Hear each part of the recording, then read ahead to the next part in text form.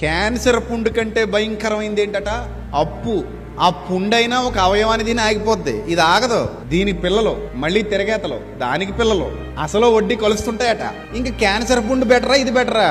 ఏది బెటర్? నన్ను అడిగితేనే అంటాను, ఎప్పుడు కూడా చెప్తాను, ప్రపంచంలో నిజమైన ధనవంతుడు ఎవడంటే అప్పు లేనుడు. రూపాయి అప్పు లేనుడు ఎక్కడైనా మీకు కనబడితే అడిగి చెప్పండి, నిన్ను మించిన ధనవంతుడు ప్రపంచంలో మరొకడు లేడు. ఎందుకంటే నిన్నెవడు ఏమి అనడానికి సరిపోడు. నీ జీవితానికి నువ్వే కింగ్.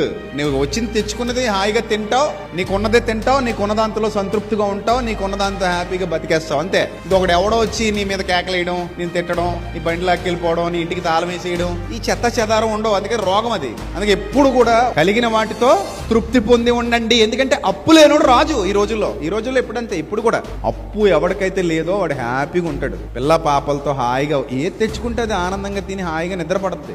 ఇంక ఈ అప్పులు ఒక్కసారి అలవాటు అయినాయి అనుకోండి, ఇంకా పెరుగుతాయి తప్ప తరగవు. అందుకే ఎప్పుడు కూడా శృతి మించిపోకూడదు.